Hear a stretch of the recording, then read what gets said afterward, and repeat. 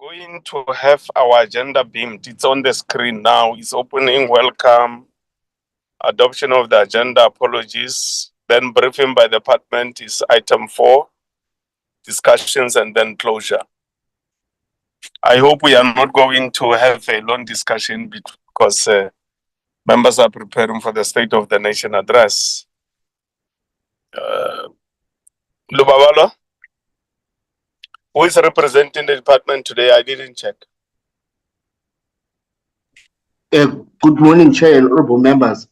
The Deputy Minister Moraka is leading the delegation, and the presenter is Director for African Union, Ms. Matlako. The Minister and the DG, they are in Addis attending the 48th ordinary session of the Executive Council. And then Deputy Minister Bottas is in Germany, also on an official visit. Thank you, Chair. Okay, you're welcome, Deputy Minister Moraka. Welcome to the meeting. And thank you, Chairperson, and thanks to honorable members. Yes, we are not wasting time. I'm giving over to you to lead the presentation. You are welcome. Thank you, Chairperson, once again, and let me appreciate this opportunity given to me to deliver the introductory remarks on behalf of the Department of International Relations and Cooperation in relation to South Africa's implementation of the 38th AU Summit theme for the year 2025, which read as follows: Justice for Africans and People of African Descent through Reparation, close quote. Chairperson and members, the AU theme for 2025 was part of the African Union Decade of African Roots and the Diaspora, wherein we wanted to cover the year 2021 to the year 2031. Most importantly, Chairperson, the theme for that year also offered a chance for us as Africans to reflect on the damage caused to Africa and the diaspora by the transatlantic slave trade, the slavery, apartheid, colonialism, and neo-colonialism. Chairperson and members, South Africa is the host and the custodian of the Durban Declaration and the program of action which prescribes the comprehensive measures for addressing sources and the causes of racism, racial discrimination, xenophobia, and other related intolerances, has prioritized the implementation of the AU theme throughout the year of 2025. As you will hear later in the presentation, Chairperson, several programs and activities that were earmarked to undertake various engagements with stakeholders will be outlined to your good selves, and you will then guide us in terms of how do we need to amplify these kind of initiatives. Chairperson and members, the implementation of the AU theme also required resources and a dedicated coordination and a strategic leadership, where we needed to strengthen collaboration and partnerships between and amongst governments within the continent of Africa on matters of regional integration in terms of how do we need to organize ourselves to tackle this issue, and also strengthen our solidarity and the unity and the cohesion amongst the people of Africa and the diaspora at large. Chairperson, South Africa continued to implement this theme, driven by its commitment to the issue that is central to our foreign policy, which is Pan-Africanism and its ongoing pursuit of solidarity, collaborative independence, renewal initiatives across the continent. The theme, as it required us to have a sustained focus on a concrete project wherein we were expected to implement these initiatives at grassroots level so that we can address the imbalances of the past, issues of inequalities that we continue to see. And we are now expected to move swiftly towards the meaning of reparatory justice and also confront the challenges that still faces many countries within the continent, whilst exchanging views on innovative solutions to address those particular challenges. Chairperson and members, I am now going to hand over to Ms. Kitlaring Matlako, who's the director for African Union within our department, to also make a presentation and share with you in detail what the Department of International Relations and Cooperation has done in terms of implementing activities that are aimed at dealing with a theme for the AU that really warranted that we must put on top of our agenda the issue of reparatory justice for the people of Africa and the people of African descent in the diaspora. So I'm going to not waste your time, Chairperson, and allow the team from DERCO, as led by Ms. Matlaku, to take us through the presentation. Then we'll have engagements going forth. Thank you, Chairperson, once again.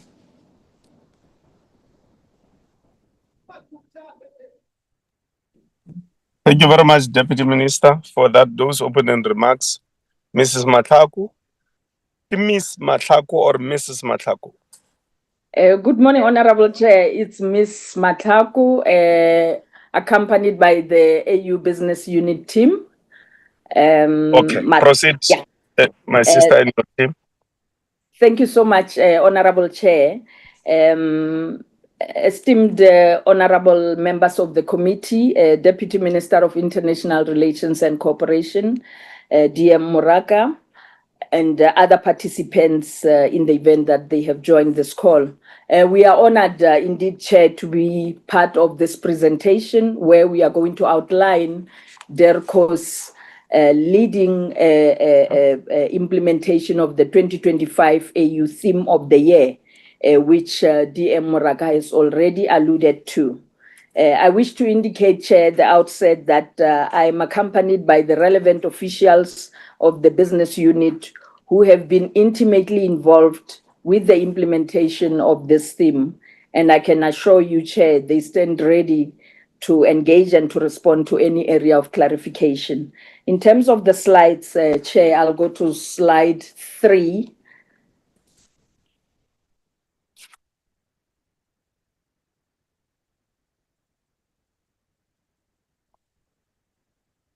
Thank you. Now, Chair, we as DERCO, indeed, under the banner of the African Union, we dealt with the theme and located the theme on reparations as being rooted in the struggle for liberation of our continent from the scourges of colonialism, apartheid, slavery, the slave trade, and the transatlantic slave trade. So from that perspective, we then asked ourselves as DERCO, when we do the implementation plan, what must reparatory justice look like for it to qualify as a genuine program? It must be tangible. That's what DERCO came up with. It must move away from the theoretical and be practical. It must redress the inequalities of the past, as alluded to by DM Moraga. It must transform the grassroots, especially the youth, women, children, and persons with disabilities, as the DM has already alluded to, and it must prevent recurrence. Hence, Chairperson, then we decided under the banner of the AU to then deal with the implementation into 4 pillars: political, economic, social, and cultural. So that's how DIRCO had subdivided this particular theme. And indeed, DM has already referred to the fact that the theme implementation falls under the AU Decade on African Roots and Diaspora. Next slide, please. Now, in terms of the mandate, where do we derive the mandate? I've already indicated, Chairperson, the source of the mandate in terms of how DIRCO has dealt with this particular implementation of the theme. But most importantly, Chair, is that all AU member states were called upon to implement the theme domestically and to have plans of activities and commemorative events. And by July, to report back to the African Union. So that's what South Africa did. We submitted our media report around May, June, which was captured in the media of the Executive Council when we were reporting. So we already submitted our media report as South Africa on the activities that we had held by that period. And then in terms of mandate also, I've outlined the issues around the Accra Proclamation, the DDPA, and so forth. Next slide, please.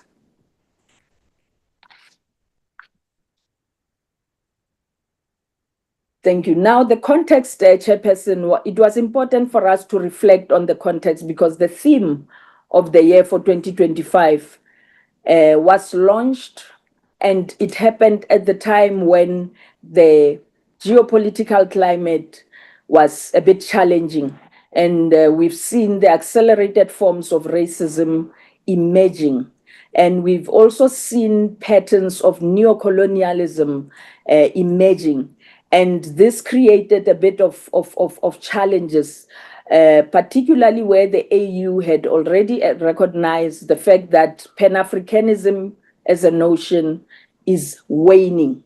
And the challenges around the unity and the solidarity that is shaking within the AU members was also, in that context. So the theme played itself out within those political context.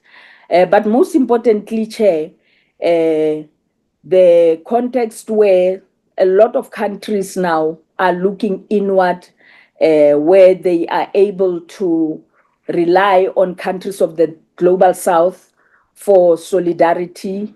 We've had to rely as the AU, for an example, to call on the 6th region to begin to be united with the 6th region and the diaspora to be able to deal with the issues and accelerate the programs of unity and integration. Another area which the AU had raised as a concern in the context of this theme has been the issues around the white genocide and the circulation of false information in South Africa. The AU has raised it very sharply, Chair, that particular issue as well last year. Now, in terms of the two seminal conferences that took place, we had the International Conference on Crimes of Colonialism, which was held in Algeria, and the 9th Pan-African Congress held in Togo. I'll talk about those later on, Chair, in the presentation. Next slide, please. Thank you. Now, Chair, this slide begins to deal with the actual implementation by South Africa of the AU theme. We started with the Africa Day public lecture, which was delivered by DM Moraga on the 25th of May at the NCOP. And I'm sure, Chair and honorable members, you were aware of that particular presentation, and then which was outlining how South Africa looks at the theme, but also the issues around development and what must reparations look like, and so forth, which we are prepared to share the statement if needs be, Honorable Chair and honorable members.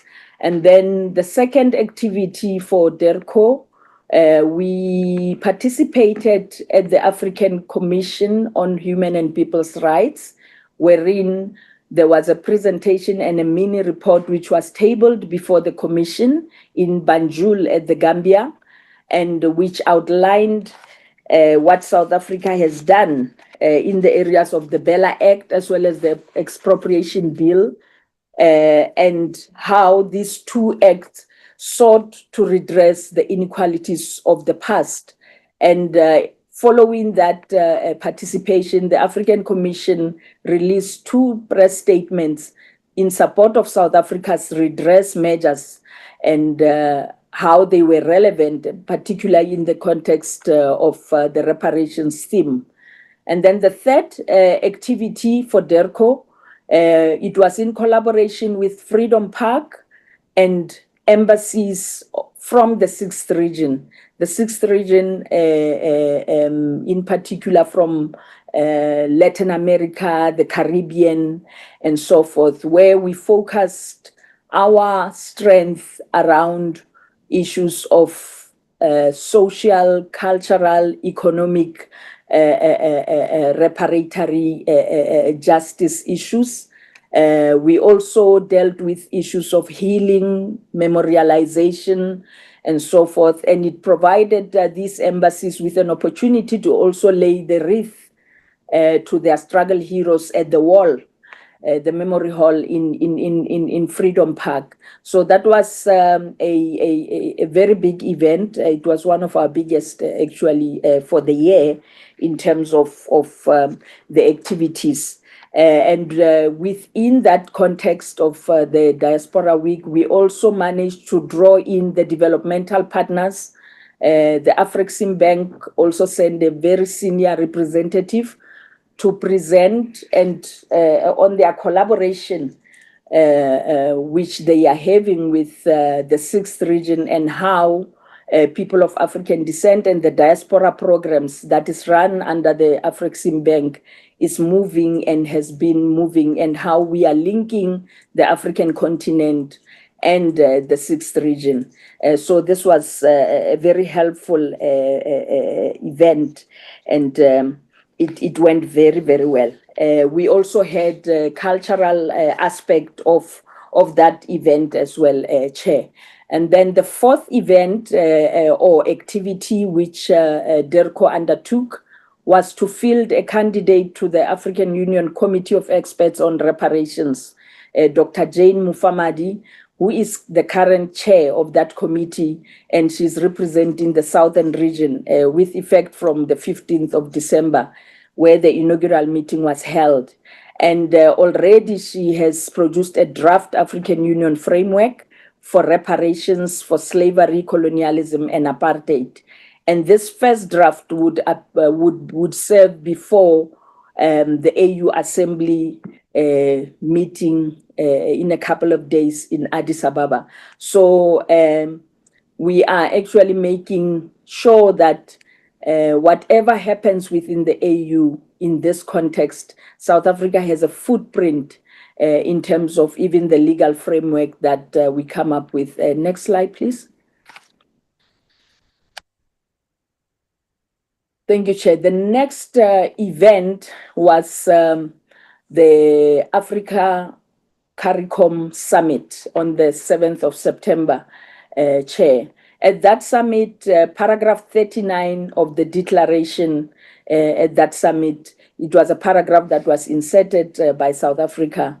And we managed to actually make sure that we have a very solid language on reparatory justice in terms of that outcome.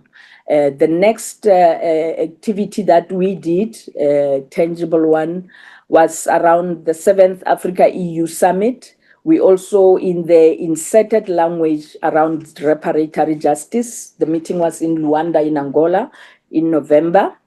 So that's another area that we made sure that the theme on reparations is featured very prominently with very tangible and progressive language. And then we continue, Chair, to serve in the High Committee on the Decade of African Roots and Diaspora, representing Southern Africa alongside Angola and Namibia. That committee meets at the ministerial level once every quarter, and the minister sits in that committee. So it's one area where the decade, by the end of it in 2031, we would have made sure that we leave a footprint that is solid in terms of our contribution as South Africa.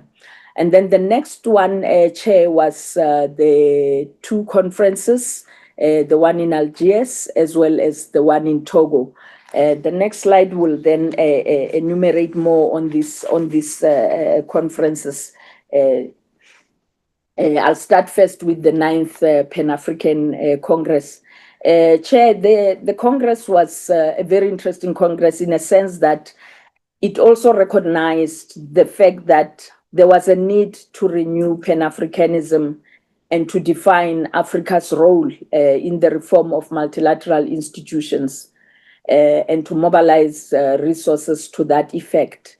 So the theme was along those lines. And this Congress, which met after many, many years, because as Chair and honorable members would be aware, we don't have a solid calendar for the Congress to meet. So it can meet after 14 years, it can meet after 15 years, it can meet after 10 years, and so forth. So it has been a long time since the last Congress really met. Now, in terms of the Congress itself, DIRCO participated in there, Chair, purely because we were tasked as one of the High Committee members to convene a pre-Congress conference on behalf of the Southern region in 2023 and to focus our efforts on Pan-Africanism, science and technology. This is one of those events that we did in collaboration with DSI and Minister Blade Nzimande. So we had to go to the 9th Pan-African Congress and present to the Congress in Togo the outcome of that pre-Congress and to begin to say that the 9th Pan must integrate that outcome that happened in Pretoria into the 9th Pan-African Congress. And I'm glad to report, Chair, that we managed to achieve that. In terms of the outcome, the first outcome was that the 9th Pan-African Congress adopted was to establish a follow-up committee responsible for the monitoring of implementation of the recommendations and the decisions of the 9th Pan-African Congress. The second outcome area was to support the institutionalization of a Pan-African Day of Remembrance for victims of slavery and colonization. The third outcome area was to make sure that Togo was instructed to draft a resolution on reparations and restitution for tabling at the next UNGA, and all AU member states are instructed to support that initiative. And then the next area of achievement was to have the Congress endorse a decision to organize Pan-African Congresses every 5 years and to create a permanent office of the Secretariat as well to deal with some of these organizational matters.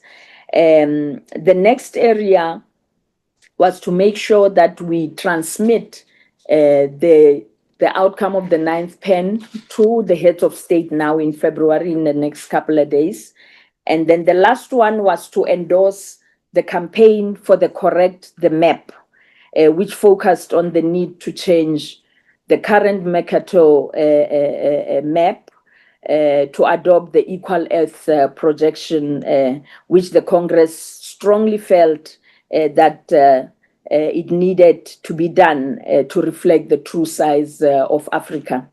Now, those are the key outcomes of the 9th Pan-African Congress, chairperson and members. Now, in terms of the Algiers conference, those are the key conference outcomes, chairperson. The first one was the need to, the outcome recognized the need for ecological reparations to be taken into account when we deal with issues of reparatory justice, because there was a need to also take into account environmental and climate degradation, which came about as a result of colonial practices and so forth. And then the second one related to the responsibility of former colonial powers to correct the many actions with which related to nuclear testing on African soil. The third one related to the need to have on board the International Court of Justice, the African Court of Human and People's Rights, and the Pan-African Parliament to deal or to at least contribute to the question of the codification of colonial crimes, especially insofar as they have been classified as crimes against humanity and genocide, and to make sure that as they do that, they need to take into account the fact that the law of prescription does not apply for those crimes against humanity and the crimes on genocide. Now, the last two relates to the unconditional restitution of Africa's cultural heritage back to the continent, and to make sure that there is a body that is created to do the continental economic audit of all of those cultural assets and heritage assets. And then the last one was to assign a study to the AUCIL, which is one of the commission within the AU that deals with international law, so that they are able to deal with the implications of codifying crimes of colonialism in international law. That study is ready, chairperson. 2 days ago, it was sent through to DERCO, and it will be presented to the Assembly. So we are still going through and mulling through those paragraphs and seeing what does it present in terms of the options.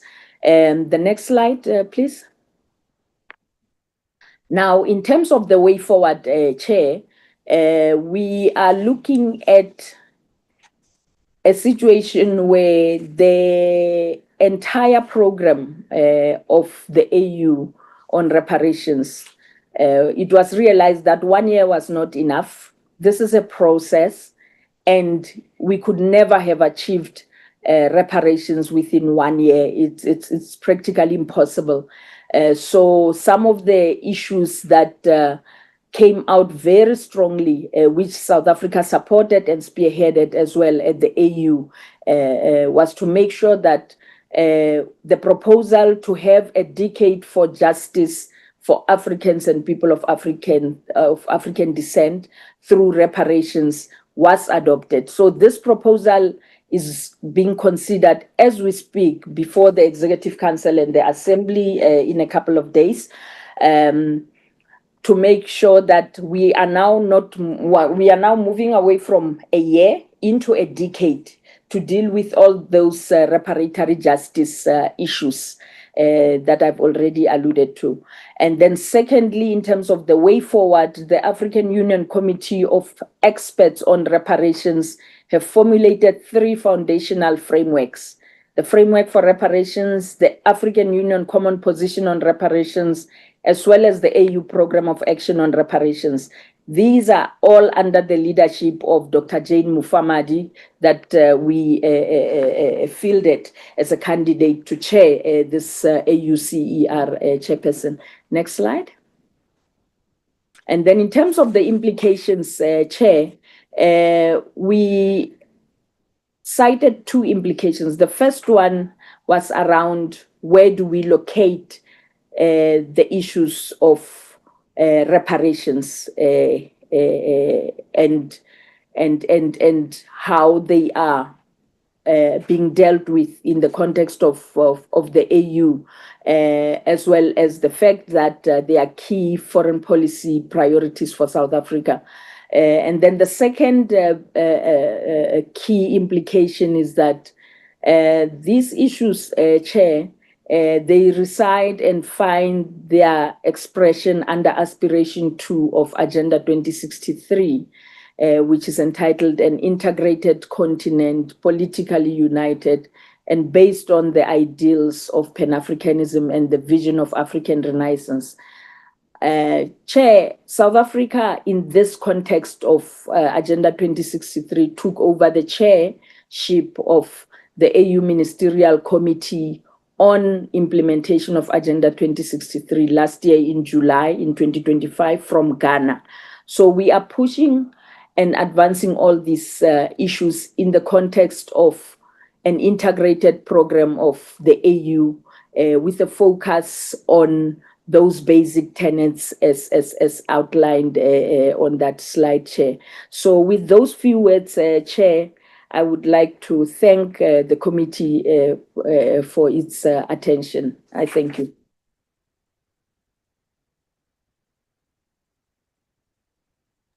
Okay, thank you very much, my sister. Deputy Minister, anything to amplify? Thank you, Chairperson. I think Ms. Matlaku has really done justice to the process, but from my side is the issue that I want to emphasize that from this program that the department has embarked on, we ought to now start to work towards making sure that we find those that were at the center of driving this social ills in our people to be held liable. Because when you speak, Chairperson, about issues of reparation, it then requires that a premium ought to be paid to a particular community that is still struggling to deal with the effect of colonialism and race and discrimination that we continue to see in the minds of our people. So those that were perpetrators of this kind of crimes, they ought to really take up a responsibility, and where we need to categorize those countries, we need to start to move with speed, of course, working together with the AU on this exercise, and require that a premium ought to be paid, because you can't say to me that I'm sorry that I've managed to erode your lineage as an African person, and today you find yourself in the Caribbean without knowing exactly where your history is. And when you try to trace it within the continent, you don't even know where exactly to go. So we ought to speak in one voice as the countries of the continent of Africa on this matter, and really start to hold those that were at the forefront of driving these activities in the continent to be really held liable in the form of requiring a premium to be paid to those countries that were really suffering from this kind of activities, whether we speak about colonial powers, those that were at the forefront of colonizing us. And we need to start to engage with them in the spirit of trying to heal our communities from these ugly practices of the past. So from my side, I think we need to work together with the portfolio committee on this recommendation and a proposal that we need not have to deal with this issue as an issue that needs 1 year. We need to dedicate a decade for us to deal with issues of reparatory justice, because it's not an issue, Chairperson.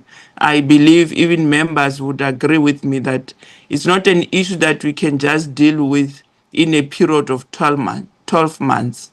We ought to put strategies together and put systems in place and dedicate the next decade towards addressing issues of reparatory justice, and at least try to bring closure to the families that are still struggling and don't even understand their cultural heritage, where they originate from. So that's it from my side. I think Chairperson, the team has done justice to the process of sharing with the members on the programs that we have embarked on as a department in regard to the theme for the AU for the previous year, which is 2025. Thank you, Chair. Okay, thank you very much, Deputy Minister. Thank you very much. Honorable members, we now have a presentation from the department. We can engage with it. We want to thank our staff for having ensured that everything for the portfolio committee went well in Zambia. At the right time, the report will be prepared and presented to the committee for engagement and ultimately tabling in Parliament in line with the rules of Parliament and adoption. Thank you very much. Honorable Ngobile. Thank you, Chair. Greetings to yourself, to honorable members, staff members of our portfolio committee, staff members from DERCO, and the Deputy Minister in our presence.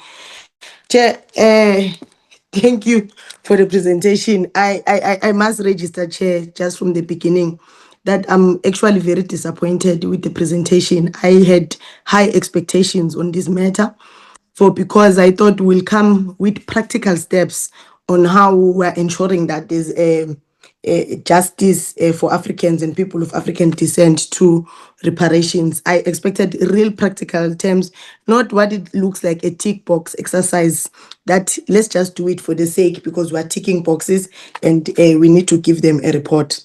I will state why I'm disappointed, Chair. Number one, on political area of implementation by the AU, that theme alone, it is disingenuous, Chair, to talk about justice for African without tracking it back to the Berlin Conference or the Scramble for Africa, where Europeans, Chair, where European nations and the US, Chair, sat together to conspire to divide this continent into territories that give them rights to our natural world of the continent. Now, that conference, Chair, of the Berlin Conference, is very important when you speak about justice and reparations. Can't speak about justice and reparations and we forget and we don't have mention of the Berlin Conference. Now, that conference entailed European nations and told them that they had legal, in inverted commas, claim that all Africa could be occupied by whomever could take it. And it was a moment that set our murdering of Africans and taking our wealth to make Europe wealthier and leaving Africa poorer. Today, we are told that Africa is poor.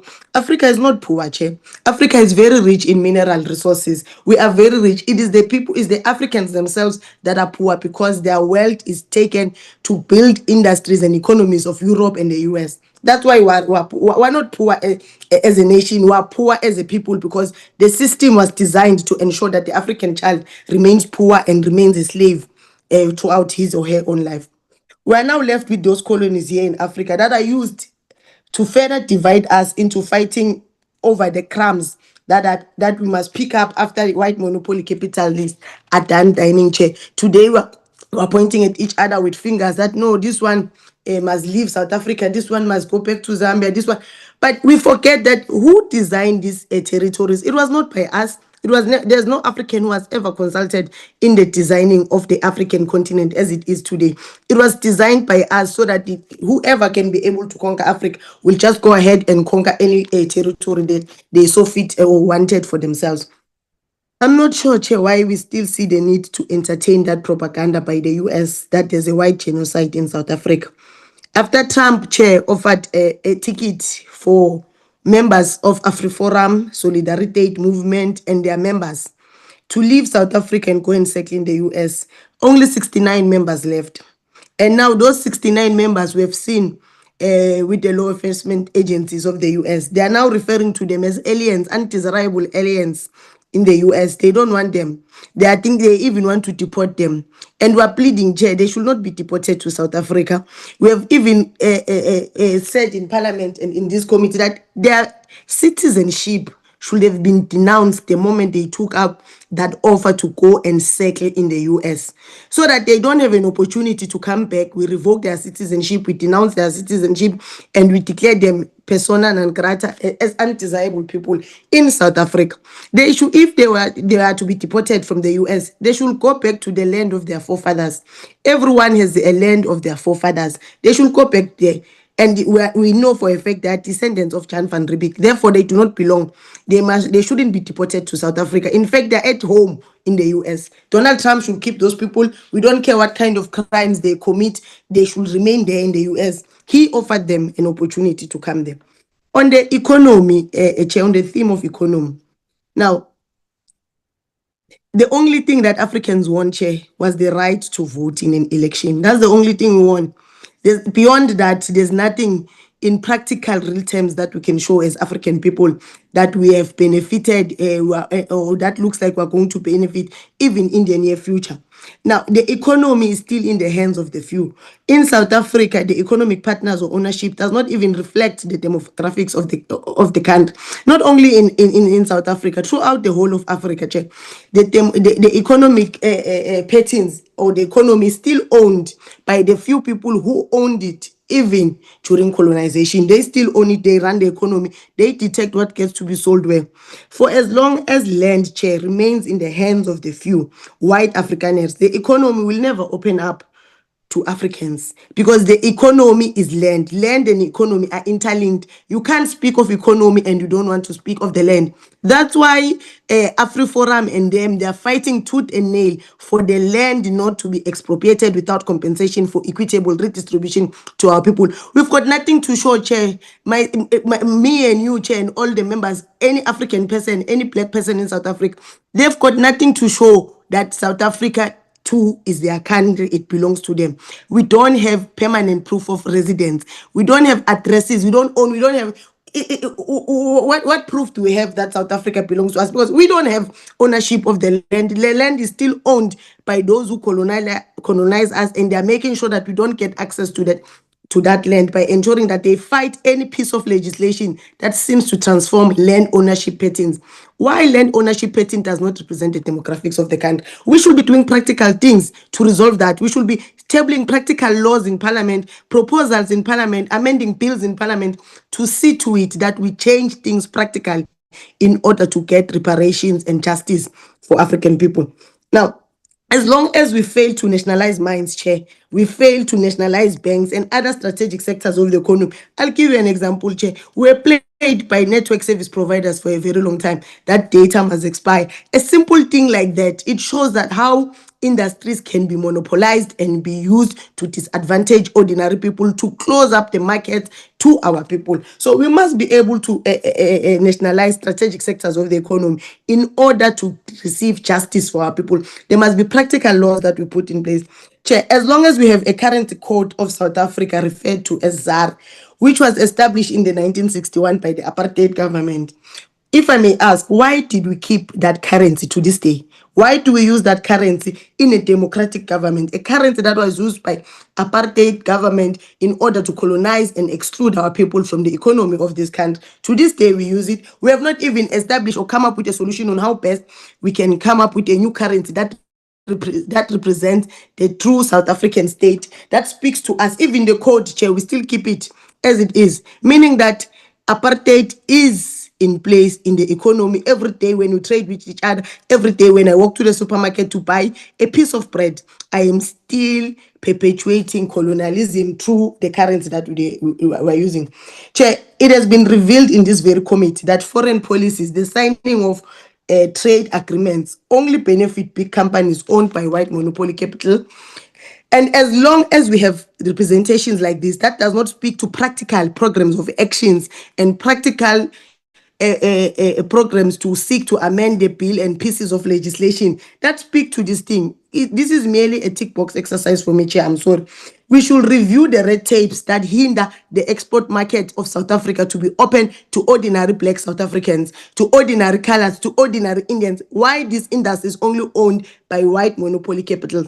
We should be exploring ways on how we can open the market for black South African small SMMEs to be able to participate to export products and services from South Africa to the world. But we're not doing that. Why? Because we're not interested in radically transforming this this industry. We only want foreign policies to benefit the few. That's why when you speak of foreign policies, it's only the elite who are interested, because we have not taken it to black people, to small SMEs, to communities that get affected by the trade agreements that are signed by the different ministers. We keep quiet about this. This is something that we should take pride in and expedite. We should be obsessed on why the JSE does not represent the demographics of the country. We should be making laws that directly speak to this, Chair. We should be interested on that. Lastly, on the issue of social and cultural aspect, Chair, it is embarrassing that us as parliamentarians on a daily basis, when we go to parliament, we're greeted by the statue of Louis Botha. And we have parties in our democratic parliament that defend such an insult to our democracy. In the city of Tshwane, there's a statue of Paul Kruger, Chair, right at the city center. Chair, if we are not making laws that seek to address this, removing these apartheid statues from public space and taking them to an apartheid museum, Chair, we're not saying they must be destroyed, and we are saying remove them from public spaces and take them to an apartheid museum, keep them there so that generations were told that these people, Louis Botha, Paul Kruger, they were at the center of ensuring that black people get killed, black people are excluded. They were at the center of destruction of South Africa. Why not say, but to have them at public display like that, really, we're not serious about the justice that we seek for Africans. We even have schools, Chair, to spit on our faces. We have schools named Danny Malan and Hendrik Verwoerd in a democratic South Africa. If we are really speaking about social and cultural implementation of justice, there is no justice for a black child to be at a school called Danny Malan or Hendrik Verwoerd. There's no justice that we have such a school in our midst. Those schools should be renamed, Chair, to portray the true reality of South Africa. We can't be celebrating Danny Malan. For us to have Paul Kruger National Park, the Kruger National Park, and Kruger International Airport is an insult, Chair. We must really thank the leadership and the caucus of the EFF in the Mpumalanga Provincial Legislature for having sponsored motions to rename the Kruger International Airport and to rename Kruger National Park into a progressive former Deputy President of the Republic of South Africa, Comrade David Tabata Mabuza. Really, that was a progressive move. We hope it will be implemented in our lifetime, Chair. It's something that ought to be celebrated by all of us, and we must support it as progressive forces, Chair, that we rename these statues and these places that represent colonialism. We don't want colonialism on our faces, Chair. They've killed our forefathers, they killed our grandparents. We have bad history with colonialization, Chair. We can't be celebrating them in public. Now, Chair, just recently, the renaming of Graaf Reinet city to Robert Sobukwe is now frowned upon by the members of the GNU. What's that part, that racist part? Freedom Front Plus. Now, the Minister of Correctional Service, Chair, in this parliament, this seventh democratic parliament, this minister says that they don't want Graaf Reinet to be renamed Robert Sobukwe. I'm glad I don't even know how to pronounce this name because I've got no interest in learning colonial names like that, Chair. We must celebrate that town is now Robert Sobukwe. Robert Sobukwe was a progressive force in society. Those are the progressive steps we should all be taking care. And when you say you can't rename Dani Malan School, you can't remove a Louis Potter statue outside of Parliament, yet you are able to change names of cities, then really, Chair, it means our priorities are not properly aligned together. And now, the ERCO Chair is speaking with a forked tongue. One, because they conceded to the instruction by the US to talk the city of Johannesburg out of renaming Sentin Drive to Leila Khalid Drive. To this day, that street was supposed to have been, the name of the street was supposed to have changed. Why did it not change? Because DERCO intervened. They took instructions from the US to talk the city of Johannesburg out of that. And to this day, Sentin Drive remains Sentin Drive. Why are we told by a foreign country on our domestic policies and domestic affairs? Why does it concern the US? Which street do we rename in South Africa? It has nothing to do with them. South Africa is a sovereign state. Our sovereignty should be respected by any nation that respects or has respect for international law. But we consider to that, Chair. To this day, we still have the apartheid state of Israeli embassy opened and operational in the city of Tshwane, and their economic office in the city of Johannesburg. They are still open on that Sentin Drive that we must rename to Leila Khalid. It's still there. And we saw that the Charge d'Affaires of Israel, who was now declared the persona non grata, was using our soil to undermine the sovereignty of South Africa, to undermine even the sitting president. We might disagree with President Ramaphosa on many issues, Chair, but we'll never allow any foreign agency like the genocide Israel to undermine democratic leaders of South Africa. Because when they're done with Cyril Ramaphosa, they are coming for the leader of the EFF, they're coming for the leader of the Democrat, they are coming for everyone, Chair. We must protect the rights of our leaders in South Africa. We must protect them as our democratic leadership who's been elected into office, Chair. So it really, I think it's something that we should have DERCO explaining to us what are the practical steps in terms of social and cultural activities they are doing, not just a lecture and then what? After you have spoken at the platform, then what? What are the practical steps, Deputy Minister? Show us practicality that with this is what we're doing. This is the laws we're introducing. This is what we're doing is in cabinet. This is like, show us. It's almost 3 years now. That 6th Parliament resolution to cut diplomatic and economic ties with apartheid Israel has still not been implemented by the president. And when you go to cabinet, do you ever raise this issue? If so, how far are we with seeing the president implementing these issues? Those are the practical steps we're talking about. Our national anthem, Chair, includes an Afrikaner song that was sang during the killing of our people. But we can't even implement soft laws like that, Chair. Those are low-lying fruits that we can start there practically to ensure that there's justice for people. And go back to singing the original national anthem as composed by Enoch Sontong. If you want to accommodate all the 11 South African languages, put something, Manje. We're not saying we hate Afrikaans as a language. We're saying the song specific that was sang during apartheid is wrong. It can't be sang now in a democratic dispensation. So we're saying put anything in Afrikaans. You can make up even the lyrics. Eklive, South Africa, whatever. Put anything of Afrikaans. Myself, I don't know Afrikaans. So I'm even failing to construct just a simple sentence of Afrikaans. Put anything, but not that part that was sang during apartheid. Now, Chair, my 2 last points. Colored communities, Chair, to this day suffer from the brutal effect of apartheid. These communities are known for poverty, unemployment, and gang-infested activities. But the government sees no need to go to these communities to transform, because this is a legacy of the apartheid government to make colored communities or colored townships to be what they are today. Go to black communities, Chair, the same.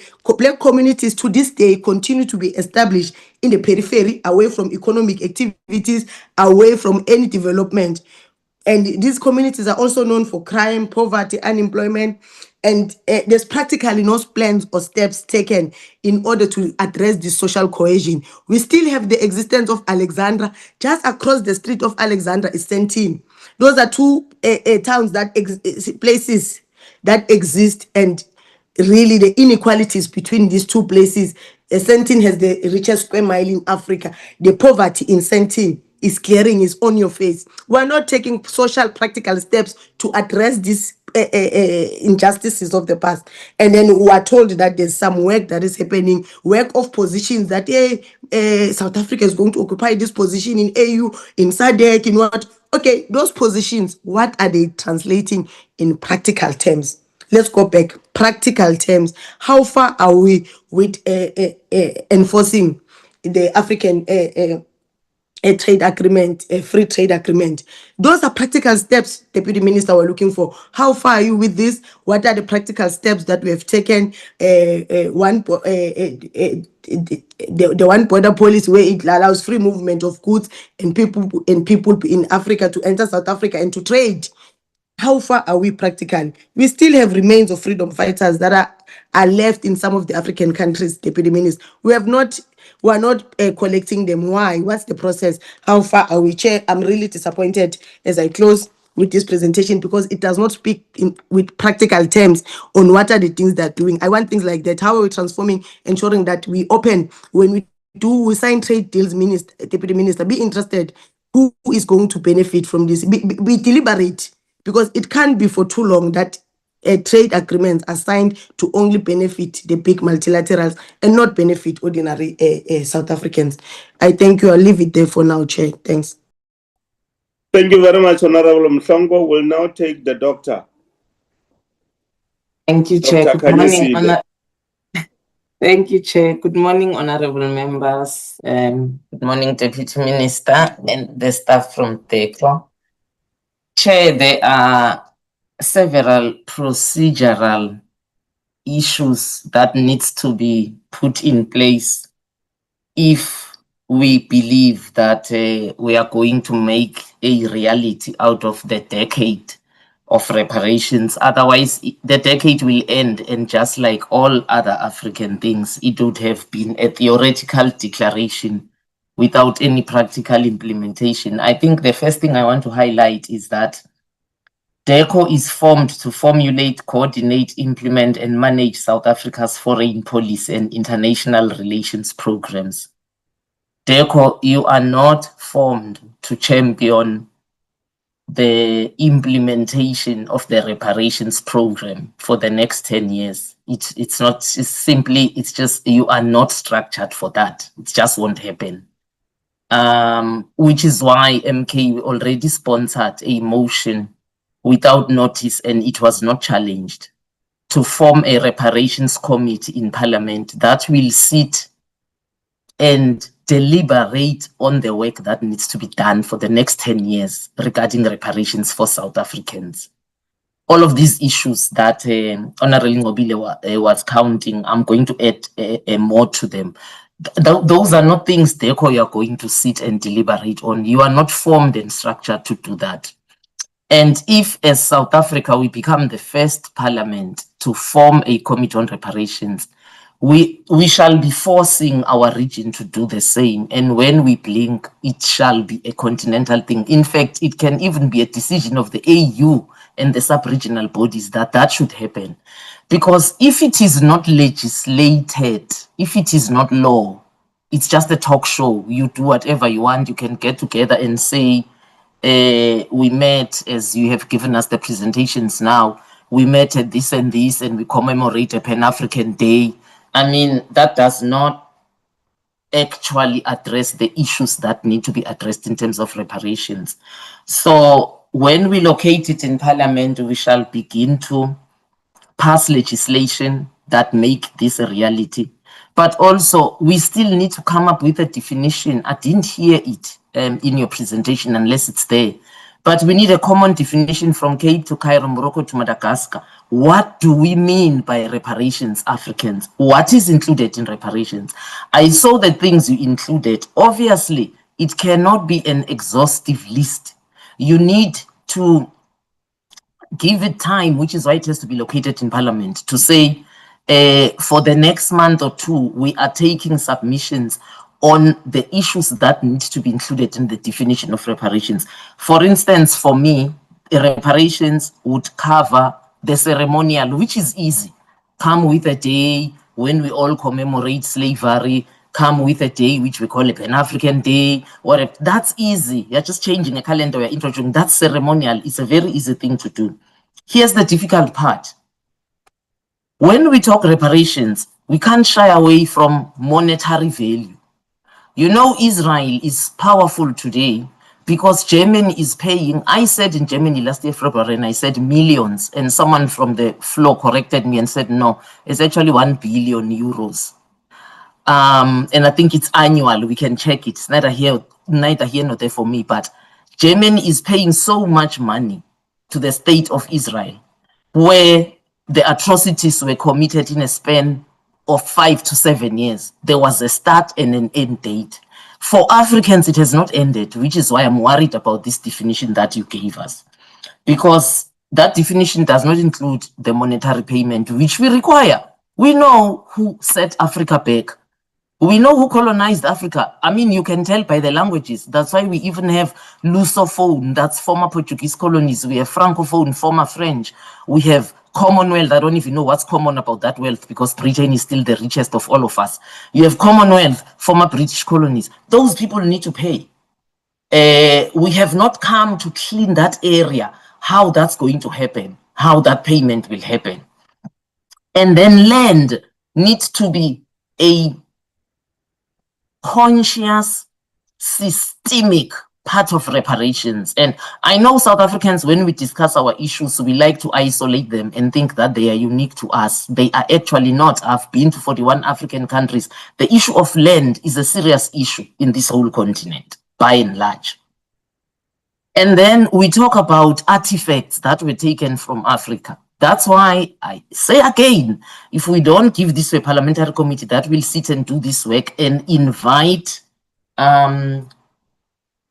stakeholders to come and present, because African spiritual fraternity will tell you that not all of those things are artifacts. Some of those things are called sacred objects. They belong to the national altars of our nations. The very things these Europeans are using against us Africans today. We can't even unite. The division amongst us are just, you can't, we are even divided at family level. But where is imisamo yetu? Where are the sacred objects that kept these nations going? It is the first thing that the Europeans would take and attack when they attacked us. That's why today we know the story of Ya Asandewa, of the Ashanti, who led her people to war, refusing to capitulate to hand over the Sikwata, which is sacred objects of the Ashanti people. They captured her son, who was the king. She was the queen mother. That's how important they knew Abelung or the British, how important the sacred objects are. They said, we have captured your king. If you want your king, give us the sacred objects. Today we are calling them artifacts, because you are not properly placed to deal with this deco. I say again, it is not your fault. You are just not properly constituted to can deal with this. This needs to be legislation, and because it will be legislated, it will look at all the aspects of reparations. And then I see also, we talk about the transatlantic slave trade. Africans, I don't know what's wrong with us. Either we don't know our history or we don't take ourselves serious. There were two slave trades here. There wasn't only the trans-Pacific slave trade. There was the transatlantic slave trade. There was a trans-Pacific slave trade. Yes, it didn't affect us a lot down south, but it affected the whole of Africa. That was the slave trade engineered and run by Arabs. And by the way, that slave trade took more women out of Africa than it took men. Why do you think you get people who are so dark-skinned as far as Asia today? So why are we omitting it? Why are we limiting the injustices that our people have suffered? And then I see we are also not including neocolonialism. We are pretending like Africa is free. Like the day the colonialists left, Africa was left alone. No, we aren't just wanting reparations for slavery, which were two, for colonization. We also want reparations for neocolonialism, which is, and allow me, Chair, here just a minute to show how deep running neocolonialism is and how much it's robbing us. Neocolonialism is defined as economic and cultural slavery. The economic happens by them making sure we don't own the means of production. Therefore, we remain suppliers of raw material. Then the cultural aspect comes how? Because then we are importers of their finished products all the time. That's why the shea butter of Burkina Faso, good as it is, I use it. I mean, it's used for cooking, for skin, for hair, for anything. I use it.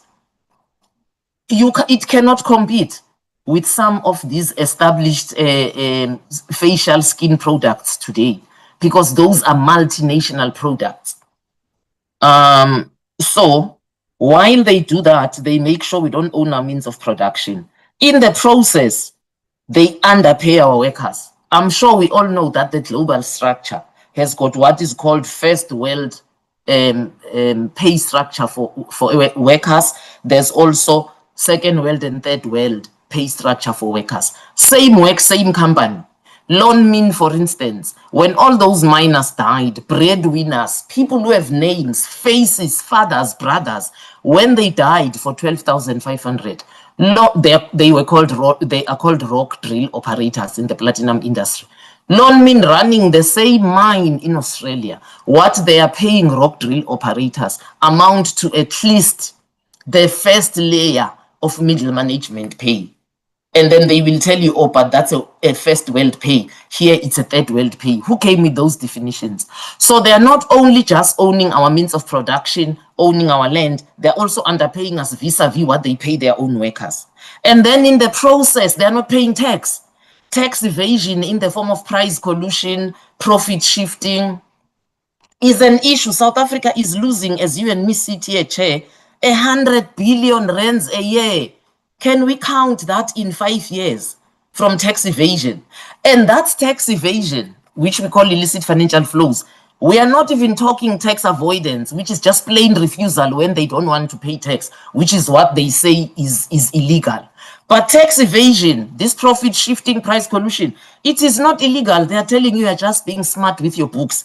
The one that's making us lose 100 billion rands a year. They are telling us you are just being smart with your books. In South Africa, we would say you have a good Indian accountant, you know.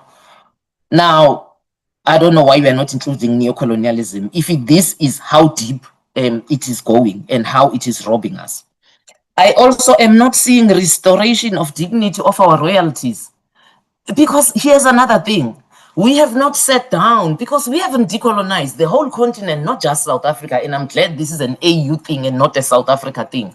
We all have not decolonized. We haven't sat down and said who was true royalty, who was not true royalty. Because we know some of these royalties are puppets that were put up because the actual royalties were opposing colonialism and they were refusing to give their land. So they were deposed, killed, and puppets were put in place, and some of those puppets are still parading as royalties today. And some true royalties have been taken out. And in 94, the ANC didn't bother to go and do that exercise because we haven't decolonized. Now we are talking reparations. How are those people going to benefit? We are going to rob them. Amahlubi, for instance, just the nearest example. Amahlubi are a people. They are a royalty. They are the Queen Mother. They are a people. But now they are under Zulu people. So we haven't really cleaned this up. And Deco, I say again, you are not placed to do this. It is not within your job description. You are not going to be able to deal with this for the next 10 years. Hence, it has to come to Parliament and be a parliamentary committee. So support the notion of MK that we put. And it was not contested. So, Chair, I would actually urge you to use your position to speak to your counterparts to table this before the National Assembly, because it was not opposed as a motion without notice. We are also not talking restoration of the dignity of our languages.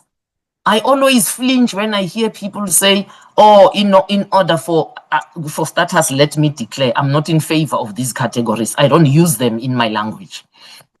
But I flinch when I hear people say, oh, in order to facilitate trade and relations between Commonwealth, Lusophone, Francophone, we need to start teaching Portuguese and English in South Africa. And we also need to start teaching English and French in Angola. We need to start teaching English and Portuguese in Cote d'Ivoire. Like, why? Why are we maintaining colonial languages? How are these languages not eradicated as languages of business up to now? Tanzania, Nyerere did it. Why can't we do it? Swahili is a language of business and communication in Tanzania. English is just a language they learn. We can do it. I mean, that's why I say again, Deko, you are not best placed to do this, because there are some, if we talk reparations, we are actually talking a revolution. We are not talking a tick box. This is not reformation. Reparations are supposed to be revolution. But then, Chair, it goes to what we talked about last week when we were in Zambia. Until the SADC Parliamentary Forum is a legislative body, IALA, East Africa legislature is already law making. If SADC copies, if the Central African one copies, if the ECOWAS one copies, we are then going to force the AU itself to be a legislative body. The AU currently, whatever it passes, we implement if we want. We'll get to it if we get to it. Are we aware, Africans? Even this decade of reparations, we shouldn't be too excited as long as the AU is not a legislative body, because there are countries which will choose not to participate. What are you going to do to them?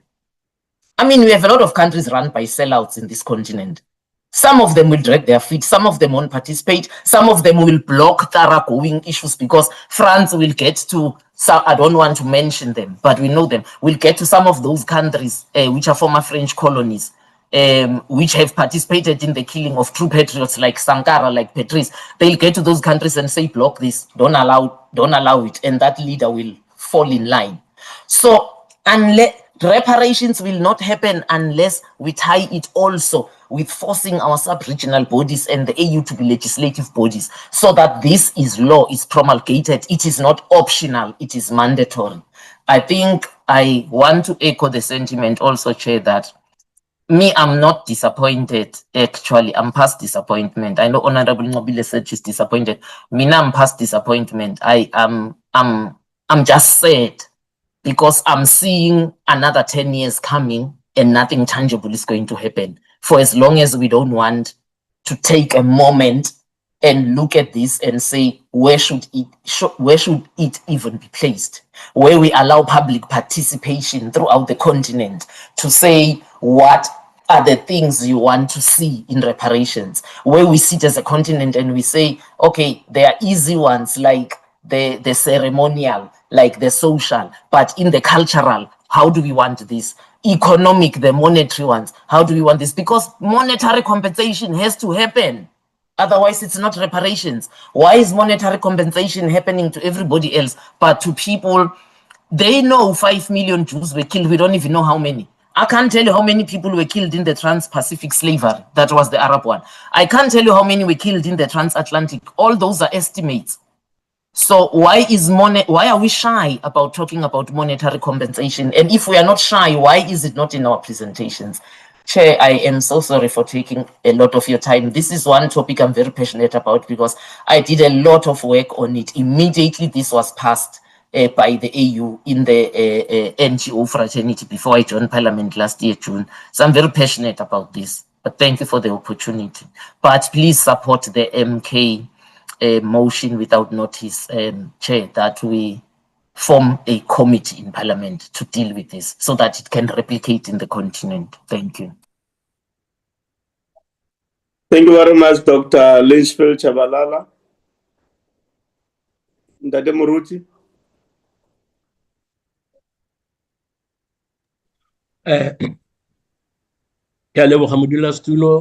Greetings to my colleagues, the Deputy Minister and staff of DERCO. I just want to get clarity on one issue. Now, we have been told that the EU theme of the year 2025 was entitled Justice for Africans and People of African Descent through Reparations. My simple question, obviously, this ties in to what Honorable Lichfield said. Quantifying the reparations, she raised the issue of including monetary compensation. Now, my question around this is what is going to be done to ensure that the monetary compensation benefits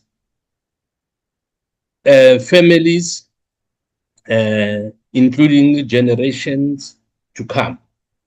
Obviously, we can talk about or ask the question about when we do compensation, where do we start?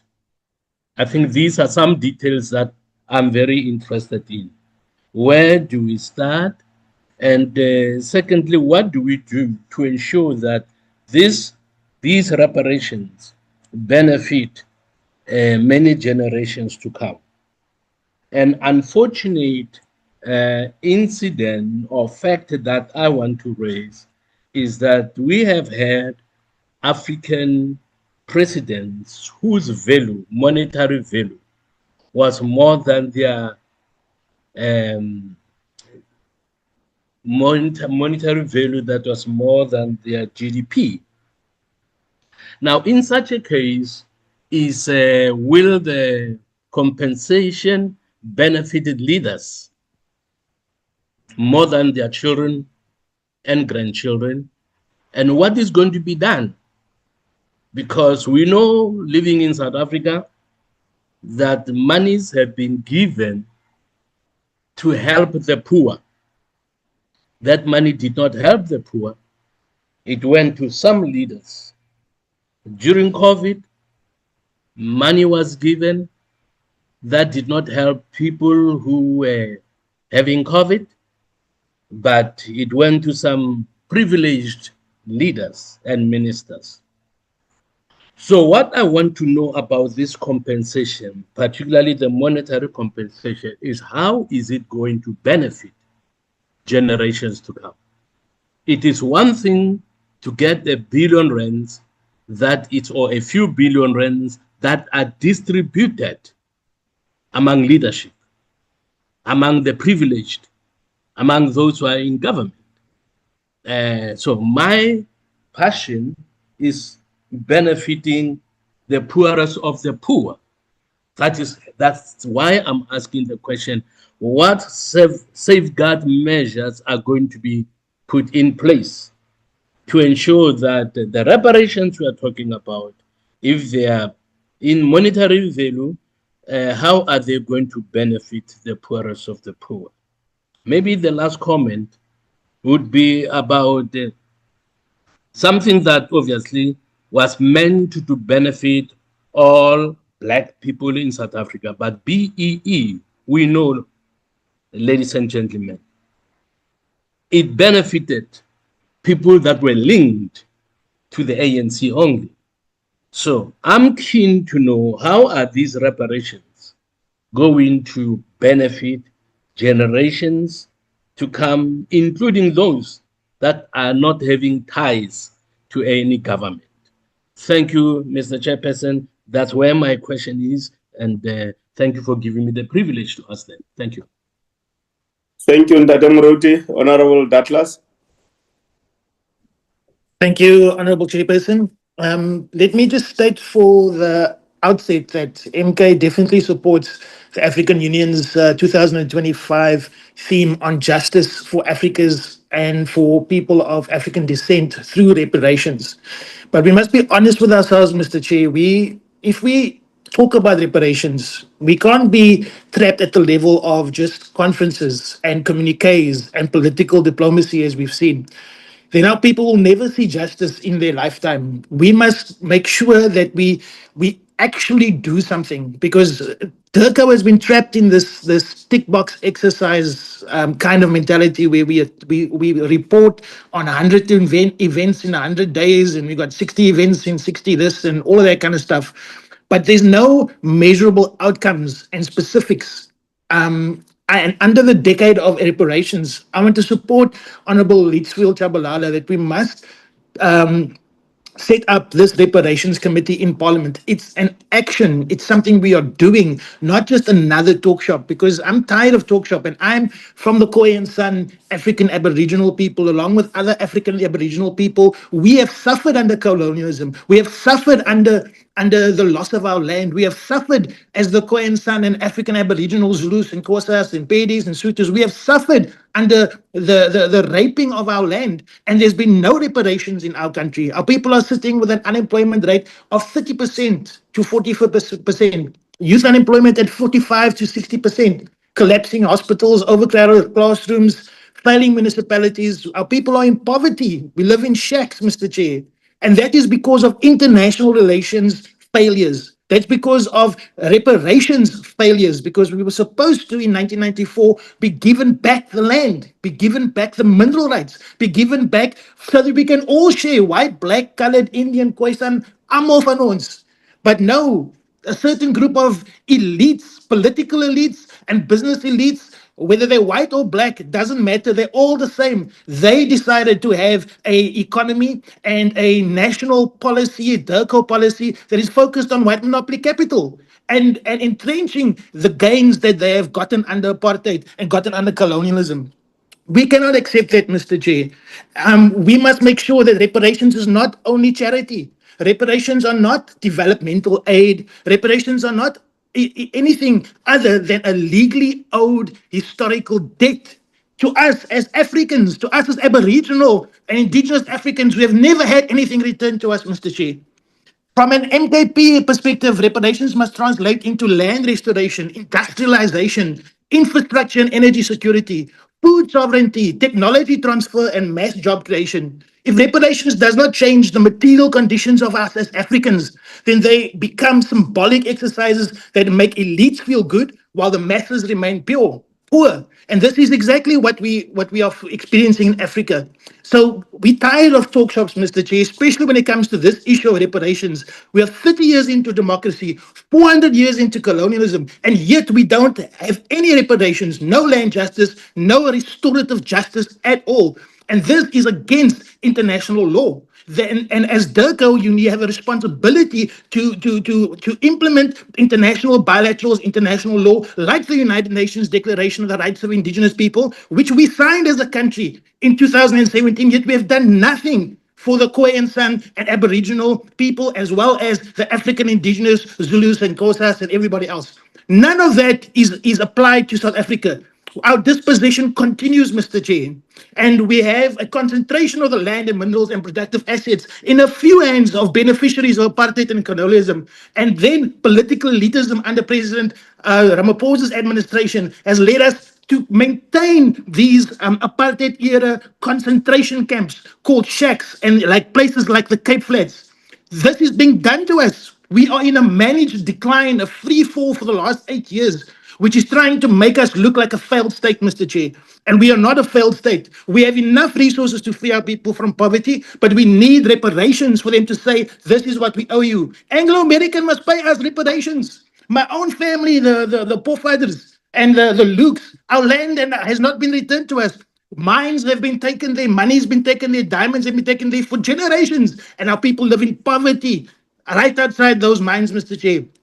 This is what reparations is about, righting the wrongs of the past. It cannot simply be a process and a participant as South Africa as just one of the participants in the AU processes. South Africa must be a leader of radical pan-African and global South coalition that pushes out for binding international mechanisms, not voluntary pledges. We're done with voluntary pledges. We must make it sure that we do this. Our people are suffering every day. We talk nonsense here.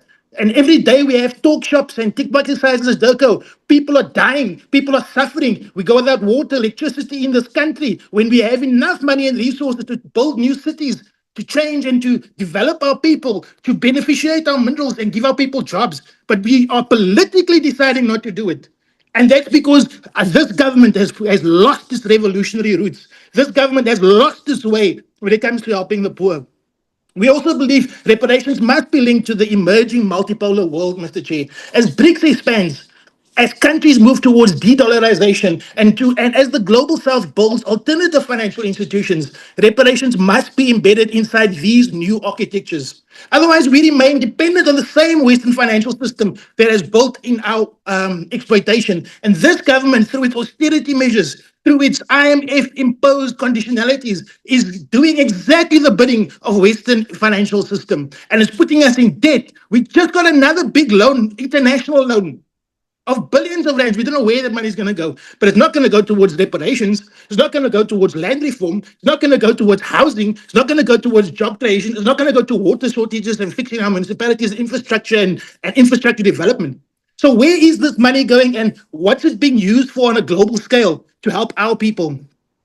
So, Mr. Chair, we are owed a lot and we are not given anything.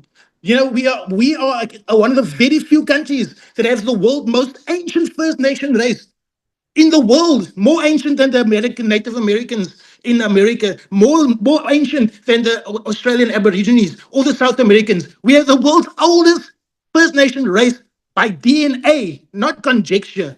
Yet we are the only country in the world where First Nations and Aboriginal indigenous people are excluded from economic participation, excluded from benefiting from reparations. Every other global best practice shows that when there's a political change, then we must address the past. We must address land, address minerals, but not here. For some reason, we live in a different world.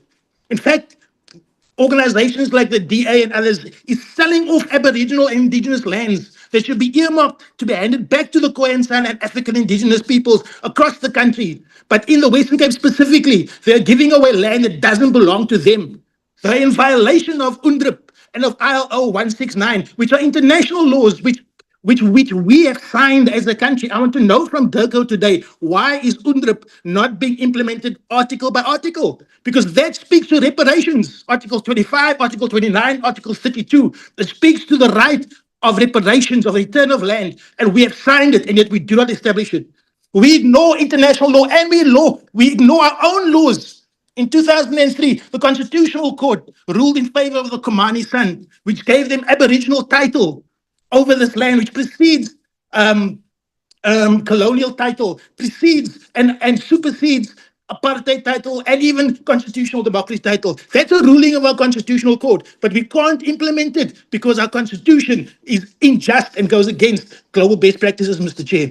So when we talk about reparations, we have not decolonized yet.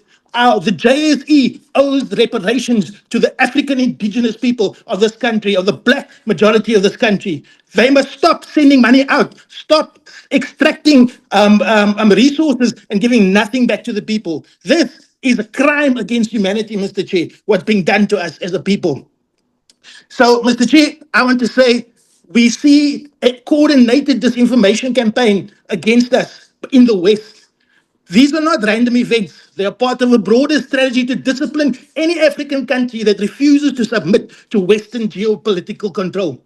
In this context, organizations like AfriForum and the International Parliament are not innocent civil society actors. When an organization lobbies foreign governments to punish South Africa for claiming land reform, for claiming reparations, this spreads false genocide narratives and promotes the idea of secession or so-called Cape exit. That crosses the line from activism into collaboration with external forces and treason. From MK point of view, this behavior amounts to economic and political sabotage of a constitutional democracy. So, Mr. Chair, when it comes to the return of the land, this thing is very, very close to my heart. This thing is something we must deal with. And we must see why is, when DIRCO goes out, when we have trade delegations, why is no Khoi and San, Zulu, Xhosa people from a cultural perspective included? Why are the kings and the traditional leaders not included? Why are they swept aside by the ANC government and by the GNU when this land belongs to the traditional leaders, to the people who were here first, and we as a collective need to use the land to free our people from poverty? So, Mr. Chair, I think I want to ask just one or two more questions. What concrete steps in South Africa and is South Africa taking to move beyond simply reporting and supporting the AU reparations theme toward leading a binding global reparations process including pushing for United Nations resolution that establishes an international reparations tribunal with enforcement powers, both at the UN and in South Africa through a committee we need to set up. What stops us from doing that instead of just talking about it? And then what does government have any plans to introduce domestic legislation, such as the South African Reparations Act and the National Reparations Fund, to institutionalize reparations inside our own legal system? And if not, why is this not being prioritized? Because otherwise, all this we're talking about is just a talk shop. Again, Mr. Chair, lastly, has government undertaken any work to quantify the economic value of what is owed to South Africa and Africa as a whole for colonialism, apartheid? And if no such study exists, when will it be initiated and when can we start looking at those facts? Mr. Chair, there's a lot of different things that I want to say, but the mechanisms that must ensure reparations must be resourced, it must be established by law, and it must be done soon. Thank you, Mr. Chair. Thanks, Honorable Douglas. Honorable Kozamuzi.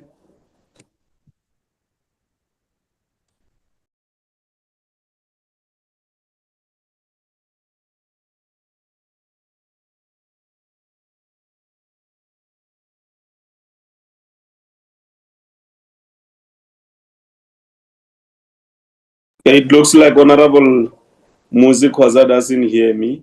We also have a Honorable, I can't see the other names, but it's just written here.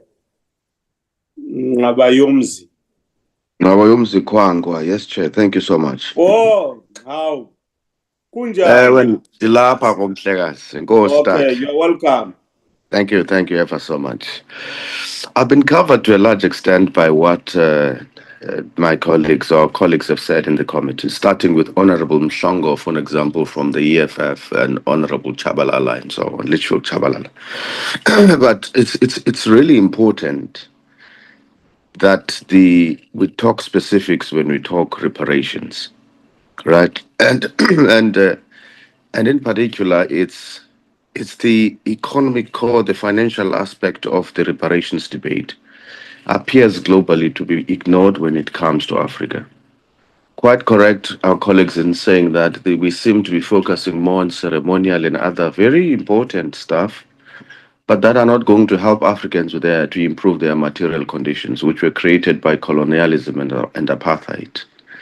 And up until we're able to talk specifics in terms of that and quantify the damage, we're going to find it difficult to participate in this discussion. I mean, in general, because then we are going to have a very abstract and generic discussion about this issue when we should be discussing specifics.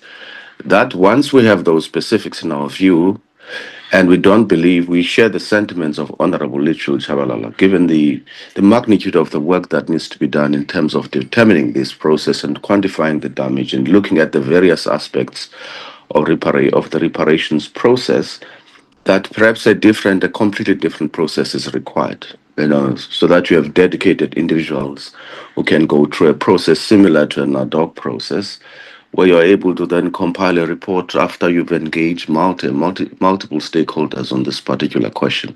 Because we mustn't claim to be experts on everything. There are some stakeholders out there who know more than we do, and who can be able to help a political discussion about how they were materially impacted by colonialism and apartheid, and how they could then be able to help us frame the discussion around reparations better. I think that is important for us. Also, one would have expected that the discussion would say, because if you look at the fact that it's the former colonial masters who have to pay for something, or then we must ask the question as to whether the international law does not have limited enforcement mechanisms for historical injustices. And if that's the question, how can we use our collective strength as the African continent to mobilize towards making sure that there's better enforcement, that there's better accountability, using the different multilateral forums that South Africa so ably uses on various matters around the world.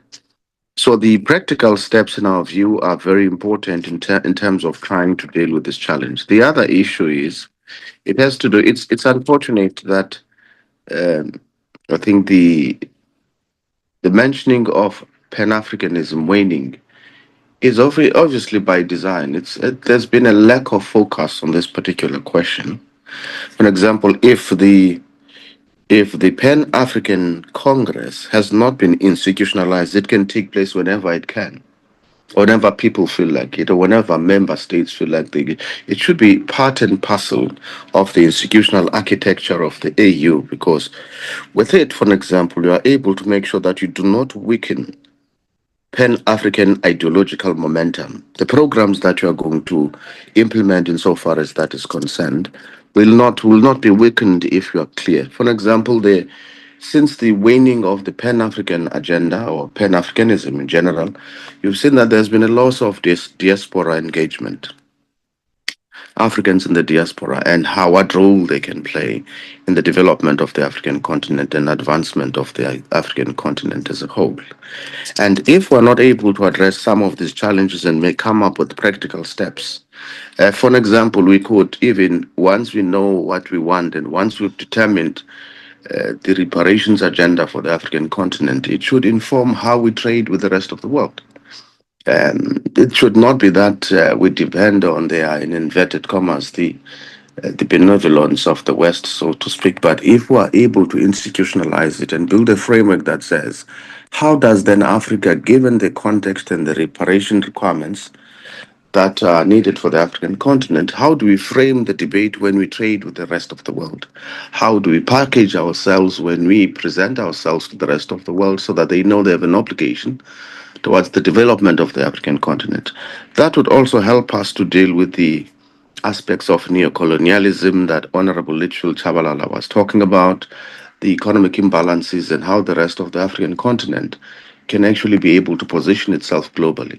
It is indeed correct in saying that when you work in the international space, you do realize that the divide and rule strategy or policy of the West still works in the African continent, because in the majority of the multilateral forums that you attend, you find that because they still depend, most of the countries or some of the countries still depend financially on the Western superpowers, they tend to determine the agenda and the position of those specific countries on those issues.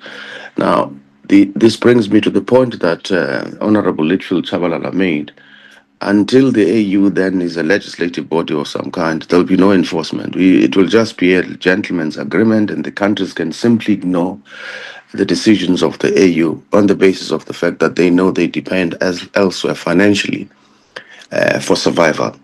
It also has to do with how we sustain these continental bodies, including the AU. There was a point many moons ago when the AU depended mainly on South Africa, and especially during the time when Muammar Gaddafi was still alive, on Libya, and but the very same countries do not default on their membership fees when it comes to the UN and other Western bodies. But when it comes to the African continent, there's a tendency of us not to take those issues seriously. So my view is that yes, we appreciate the work that has been done, but more work still has to be done. I mean, thorough research and investigative process of what we mean, a process that is completely separate from what the department can do. I mean, they would have capacity constraints.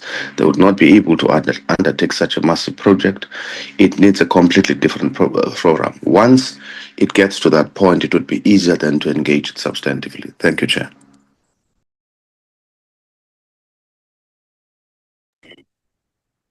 Thank you very much, Honorable Ngabayomsi. Honorable Musikhoz, are you back? Chair, I think he's back now. Earlier on, he said to me he was struggling with his network connection. He was not having a stable network, but he's back now. He's unmuted.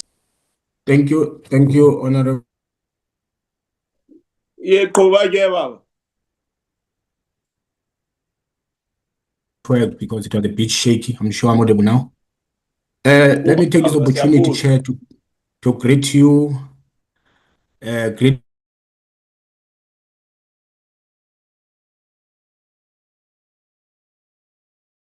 the DM together with the DERCO team. No, I think enough has been said, Chair, which we concur with and we agree in terms of what can be done best to improve in terms of our expectation and what can work best for South Africa and the continent. So, but firstly, Chair, I wanted just to highlight that from what has been said, DERCO needs to pull up their socks in terms of doing an extensive work on research, understanding in terms of what can be done to improve on deliverables. Because, Chair, the report, it appears to me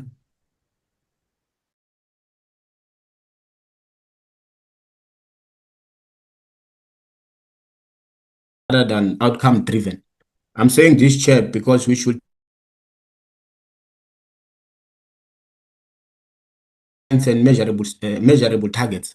I think that's what also Commissar Mhlongo has just said earlier on, that it's quite disappointing that the report seems to be rhetoric, seems to be all over in terms of our objectives and what needs to be achieved at what certain time intervals, and perhaps how do we then measure the outcomes. I think we need to do better in terms of that, DERCO. But I also want to take a back step from what members have said. We're not trying to attack you per se, but we're trying to at least put it into your perspective that we expect more and we need more deliverables so that at least we can measure our footprint, we can measure our progress, and we can report back to our constituencies in terms of what gets to be expected. And also, as an input, is that South Africa should champion the creation of a continental repatriation fund to operationalize commitments. So I think also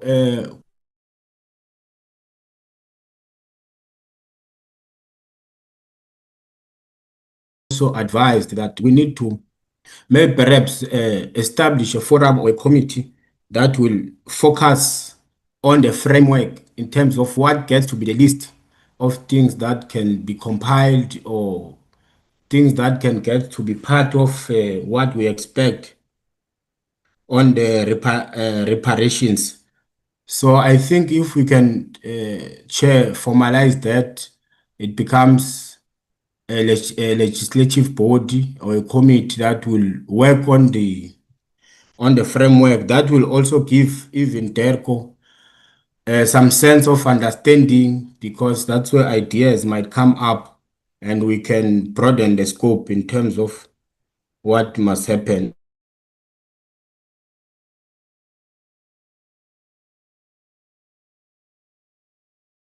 Reparations advocacy strategy aligned with the African Union, because I think we need to try and move towards developing a proper national advocacy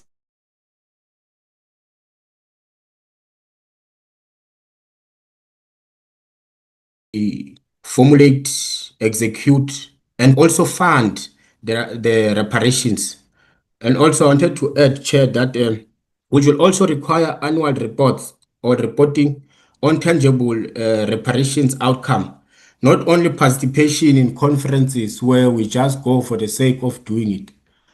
And I must also say, Chair, that the report in its entirety, to me, it seeks to report back on what was just done for the sake of compliance, but it doesn't seek to inspire us in terms of DERCO working out of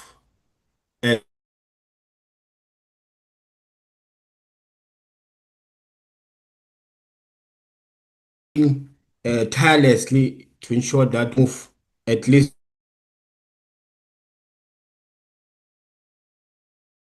list several events and conferences attended, but what measurable policy outcome have actually resulted for South Africa and the continent beyond participation? So maybe moving forward, Chair, we appreciate that really the report seeks to give us an an overview in terms of work that gets to happen. But let us also be interested on what policy outcomes are we achieving?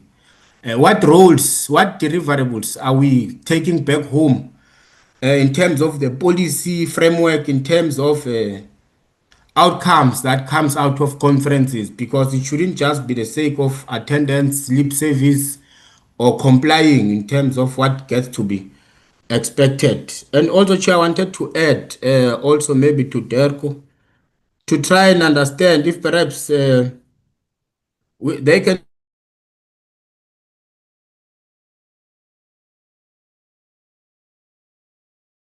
track progress on commitments made during the AU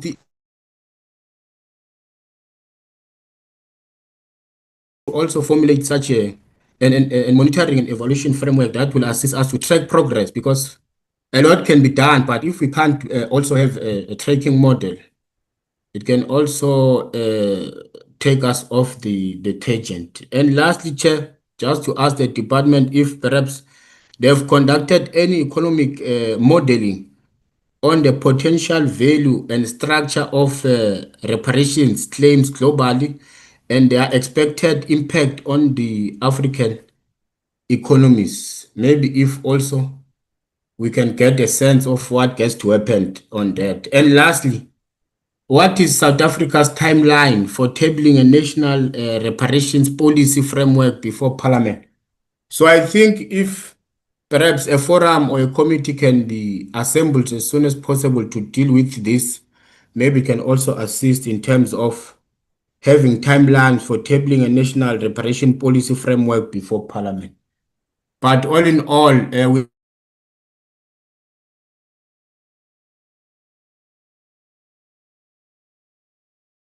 also contribute, but we want to also put it into a perspective, DM, that we're not happy because the report doesn't necessarily give us the sense of practicality and time frames and how best are we going to achieve this, when, how.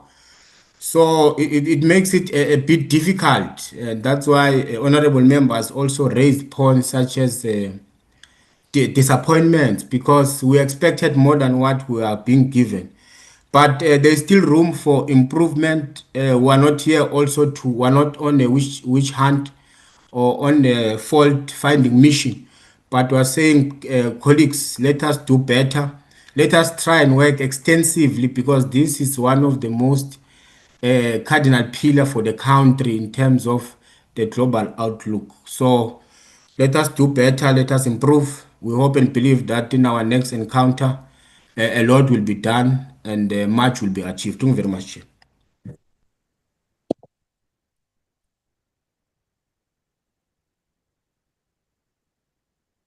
Are you done, Honorable Khoza?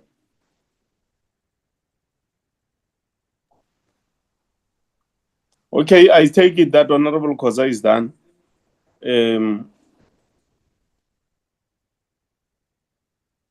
Doctor, I assume this was an earlier hand.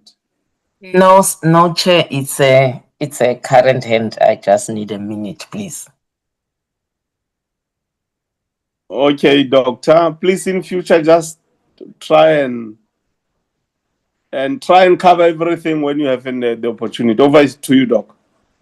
Thank you. I think I just need to clarify what I said, Chair. It was covered. Monetary compensation should not scare members, and it shouldn't be tied to programs like BEE. It's not the same, because under reparations, monetary compensation could even say we destroyed such and such a royalty in the Eastern Cape, and we will pay for its restoration. We will pay for roads in that area. We will erect roads. We will erect this. So it should not be seen as money given to government. There are, under international law, there are ways in which that money is given so that it reaches the very families and individuals. And we should also not forget that it's not just individuals, sometimes it's whole communities. and there are means and ways to ensure that the community upliftment, communities could even be formed into cooperatives, that money can then reach them to uplift the projects that they would have selected. So I was just allaying fears, because sometimes we can then sound as our own worst enemies. And we talk about reparations and we include everything else, but we are scared of the monetary because of corruption. But there are means and ways to ring fence and safeguard that money and how it can be given. Thank you, Chair. Okay, thank you very much, Doc. From my side, honorable members, it's just 4 proposals. The first one is that the Africa Month, starting from this year, we must dedicate it to this theme,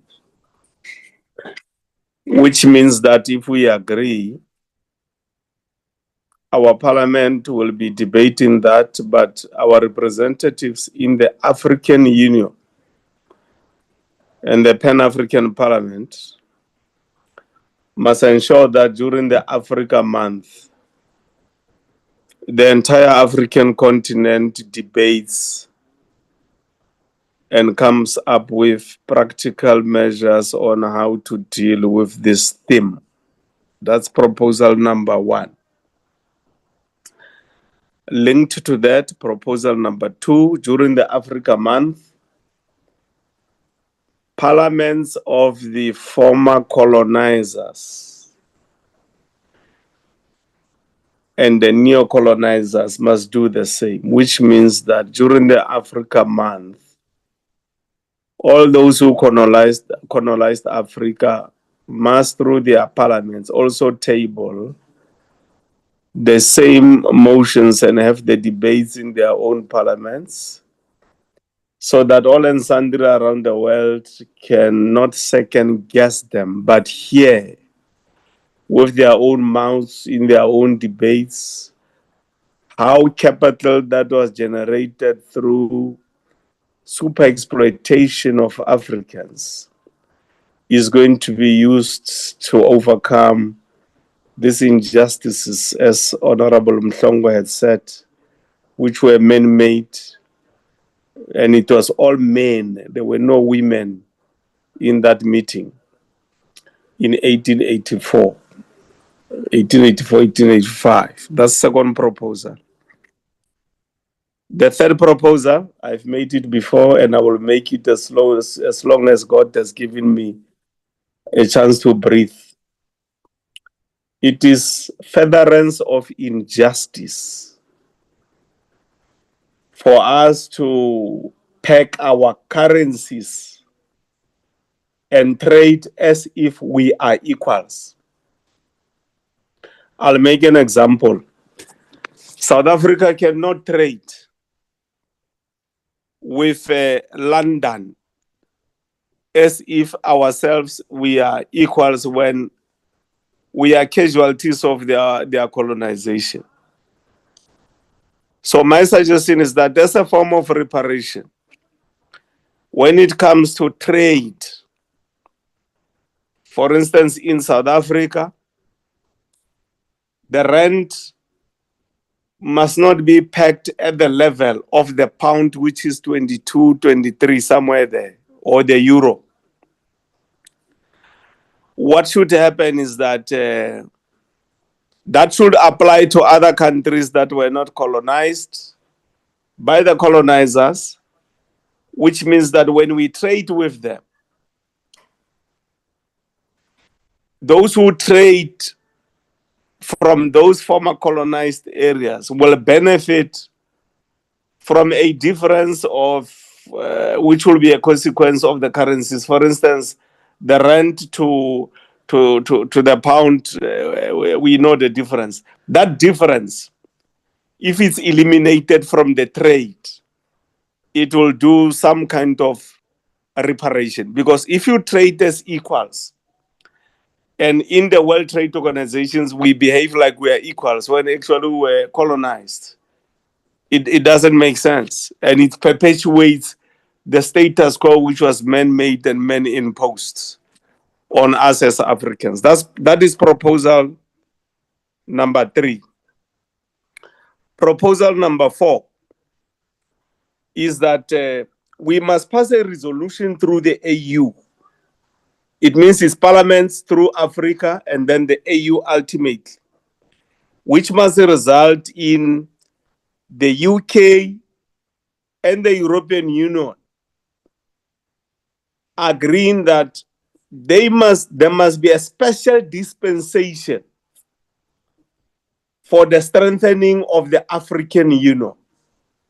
What does this mean? Among other things, it means operational costs of the African Union for a number of years, which will be agreed upon, will be taken care of by our former colonizers. Secondly, we have the standby force, which is non-functional, which must deal with stabilization in the African continent.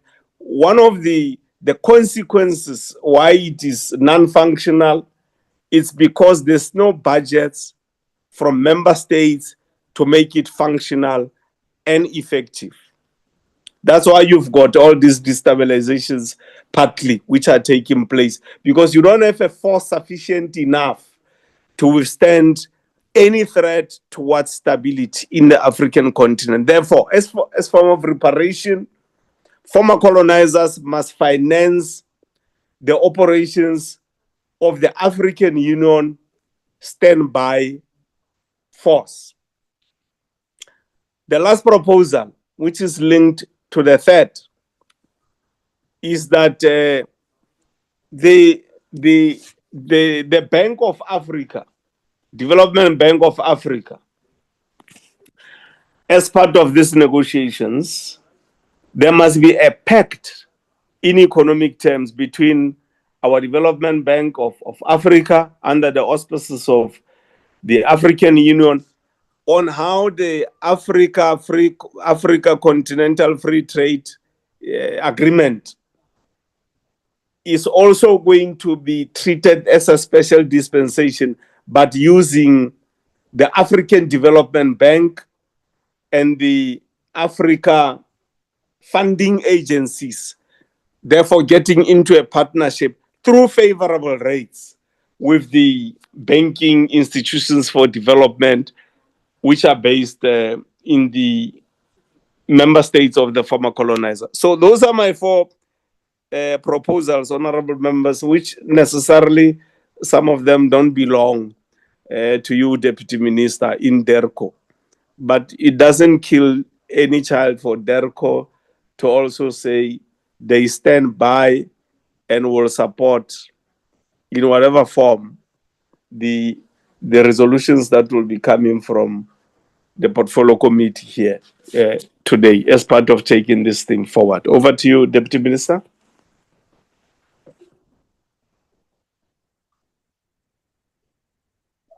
Thank you, Chairperson, and thanks to the honorable members of the Portfolio Committee for having been engaged on a robust debate on this very sensitive issue that we all have to work together to address it. Yes, I want to agree with all the sentiments of honorable members that indeed we need to do more work as a country, South Africa, towards addressing this issue of reparatory justice for Africans and the people of African descent. And also, Chairperson, appreciating the counsel from members that this issue of the reparatory justice for Africans and the people of African descent doesn't solely sit within the mandate of the Department of International Relations and Cooperation. I think, Chair, from what I'm getting from honorable members is that this issue is a cross-cutting issue that we need to address holistically with our sister departments here at home, and go to a point of even establishing an interministerial committee that must then be constituted or be chaired by ourselves as DERCO, so that we can have that streamlined approach and that alignment that is necessary, taking, of course, from the inputs of honorable members, that from the issues of nation building and social cohesion, how do we then involve the relevant stakeholders in the context of South African government? And when you speak about issues of having to review certain prescripts within our Constitution of the Republic of South Africa, how do we then get to involve the Ministry of Justice and Constitutional Development in the country and work together in the spirit of making sure that we safeguard the interest of South Africans in particular, and also we safeguard the interest of Africans in general? I think, Chairperson, we will do that and make it a point that we come to the portfolio committee with a tangible reporting on what is it that we have done. Because, like I said, the proposal that Mema Shaku and the rest of the DERCO team was making to ourselves and your good self is that a year was not enough for us to can deal with the issue of reparatory justice and all the underlying issues that we have identified. We ought to now dedicate a decade towards addressing this issue, and I think it's an issue that honorable members ought to appreciate from our side, because we really felt that just dedicating the previous year of 2025 to deal with this issue, as sensitive as it is, was not enough. So we need a decade where we are dedicated in our approach to address the issue as sensitive as it is. And I think I want to then align myself, Chairperson, with your proposals that you have made, and also indicate that other members, like Honorable Meshwe, as they were speaking, they were also making proposals, and also to some extent, the other members that I could not get their names clearly, but they were making proposals on how can we make progress in this process of making sure that whatever monetary compensation that needs to happen to the country South Africa ought to be dealt with in a different manner, so that at the end of the day we don't wake up to a situation that we have another commission of inquiry chairperson being appointed in the country to look into how have we dealt with the matter of the monetary compensation that were meant for a particular community or a particular tribe within the cultural and heritage landscape that we have in the country. And you find that those communities are still not benefiting from whatever that we will be requesting those colonizers, our colonizers, to take a full responsibility to deal with the premiums that needs to be paid when we are serious about dealing with the issues of reparation in the country. And I think, Chairperson, we also need to appreciate the fact that there was an undertaking from the presentation that we need to utilize our multilateral forum engagements that we continue to participate in as a country, South Africa, from DERCO side. If it means we must always put this issue on the agenda of BRICS and all the other multilateral forums that we participate in as South Africa, we have to do that. From AU, United Nations, and also the Commonwealth engagements that we have with those Commonwealth member states, we really need to speak in one voice as the people of the continent of Africa on our approach towards reparatory justice for Africans and the people of African descent. I think, Chairperson, one of the African philosophers and the proverbs, they always emphasize that unity is strength and diversity is power. And also the issue that communities always fosters individual growth, wherein we are highlighting shared humanity and a collective action for stability as seen in our Ubuntu principle. The principle that always says, I am because you are. And I think President Julius Nyerere of the Tanzanian people also calls for a united Africa where we are proving that togetherness can overcome differences from common goals at a backdrop of a lasting strength. So I think, Chairperson, taking it from those African leaders and African philosophers, we ought to work together in the spirit of Ubuntu and also in unity as we go along and address this issue.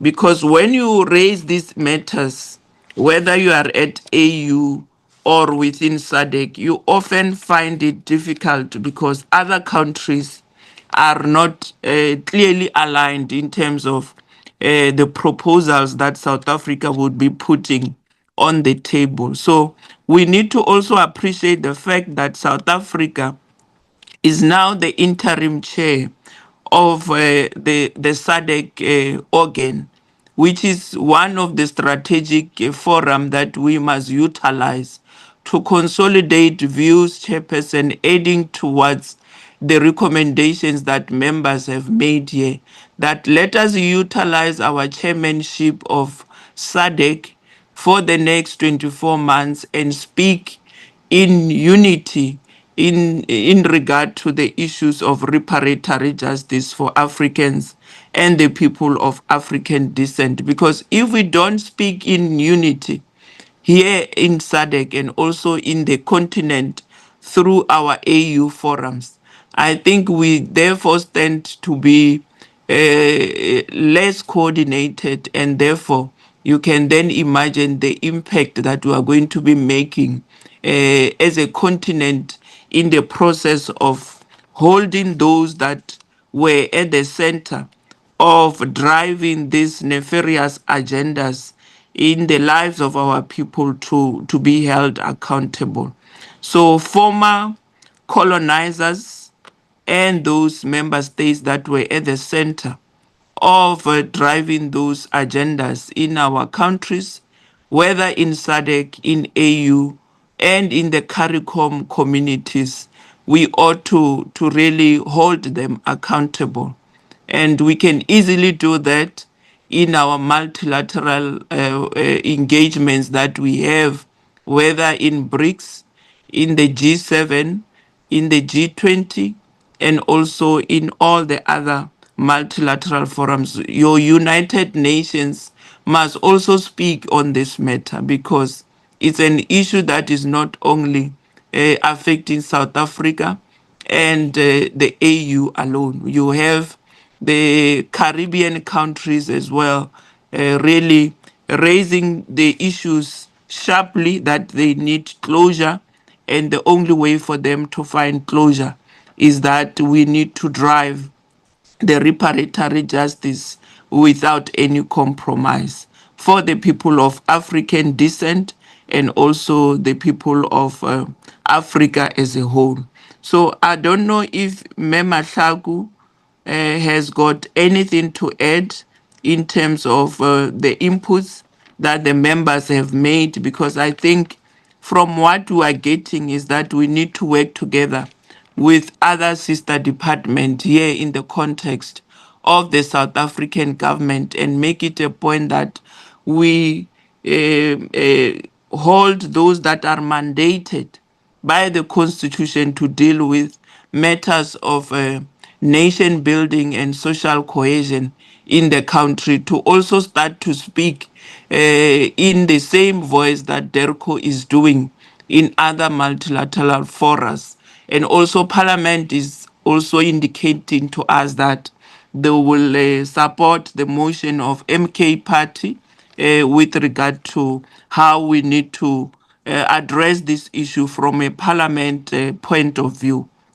And I think even ourselves from the executive side of things, we ought to address the issue of putting together the interministerial committee that looks into these issues, and then a report, Chairperson, will then be brought to the portfolio committee that will then be established, because I would believe that even from Parliament, we need to have a joint portfolio committee engagements with all these portfolio committees that have got a mandate to deal with these issues. Like I said, the issues of reparatory justice, they cut across in the country of South Africa. So we ought to find that alignment from Parliament point of view to the executive. How do we then work together in an integrated manner to address this issue?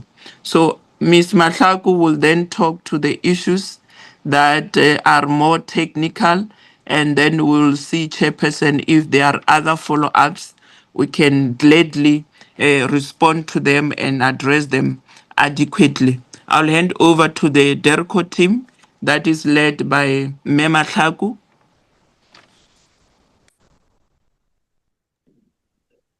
Thank you very much, DM, and to appreciate the reflections by the honorable members, which are highly appreciated and they've been noted. And to just indicate, Chairperson and honorable members, that what we will do first thing, we will just convey through the Office of the DG the two declarations which were adopted, which DERCO participated in their negotiations. They address many of the issues that have been raised by the honorable members, such as the African Reparations Fund, which has been established effectively under the AU. They also address issues around the Pan-African Committee on Memory and Historical Truth, which has also been established. They also address issues around the Continental Economic Audit to expand on and calculate the actual cost of the losses incurred by the continent through centuries of colonial rule and resources plunder. So there are many areas, Chairperson, we're just mindful of the time in terms of the negotiations that went into the outcomes of those declarations, but we will share them and to be able to further on in our reporting to the committee, we can then address and unpack some of the key areas. So DM, I will stop here. Thank you. Thank you, Ms. Matlaku. Chairperson, there you have it from our side, and we are still in your capable hand. Thank you very much, Deputy Minister. Thank you very much for that. And Mema Tlaku, the team. There's another hand here. Honorable Mhlongo, is it you? Yes, Chair. Yes, ma'am. Chair. Sorry to call you, ma'am. Just, Honorable Mhlongo. it's okay, Chair. Just two things, Chair. I wanted one, it means we are not closing this report. We must find a space in our program for the term to bring back this report, as what Memashang was saying, to bring us those things, those reports she's talking about, to digest them at this committee. Number two, Chair, I wanted us to note the absence of the Democratic Alliance from this committee today on a topic of justice for Africans and reparations for Africans. It is quite telling, Chair. It speaks volume on the character of the DA and what their values and their stance when it comes to justice for Africans. People must note it. Maybe they will explain themselves why they are absent on this very important topic and why they were hell-bent on this committee not sitting today to discuss this very important and strategic matter for our people, if indeed they are for South Africans as they claim they are. Thank you. You are right, Honorable Mhlongo. Actually, on the two things, Lubabalo, we'll look at our program next week. Chairperson, sorry, Dineo, Honorable Chetty is in the meeting. Thank you, Chair. Yes, you are right on both issues. Honorable Chetty, you are welcome.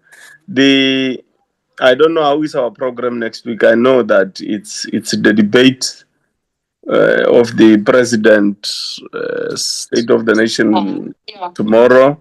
So that other week, I was Dineo and Lubabalo, so that we don't lose the momentum. A week after the debate, let's come back to this matter. DERCO will have sent those issues to us. So we will then discuss them again.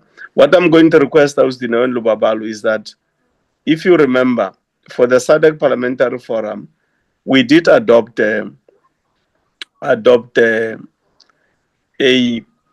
policy teeth, which was giving some powers to the SADC Parliamentary Forum to become a legislated body. So please bring that also when we discuss this matter, so that it's part of what we need to strengthen the African Union through the regional powers.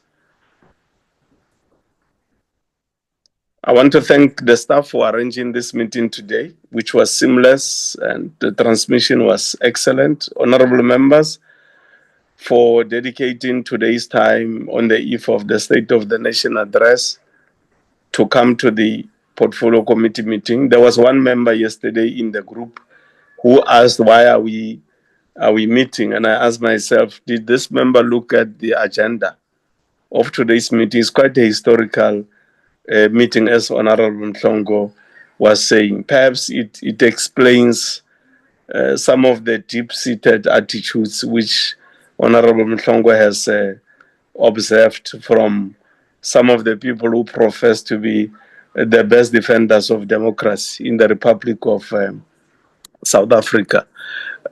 But yesterday we did indicate that the meeting is going on. The workshops are going to start at 2:00 in the afternoon. So we don't understand why some people have absented themselves from the meeting, because they are consistently there in the meeting. But the struggle continues. We want to thank you, the Deputy Minister, with your team, Matlaku and the rest of the team, for adding quality to the discussions here today. And thank the South Africans who are following proceedings of the Portfolio Committee through various platforms of Parliament. We thank you for that even if O'Sullivan is taking some of your time, but you have created time to follow the proceedings of the Portfolio Committee here today. Otherwise, thank you, honorable members. We'll see you tomorrow at the hall there in Cape Town. Thank you very much. Hambane kahle. Tsamayang sentle, Thank you, Chair and members. Thank Thank you, Chairman. Jabulele.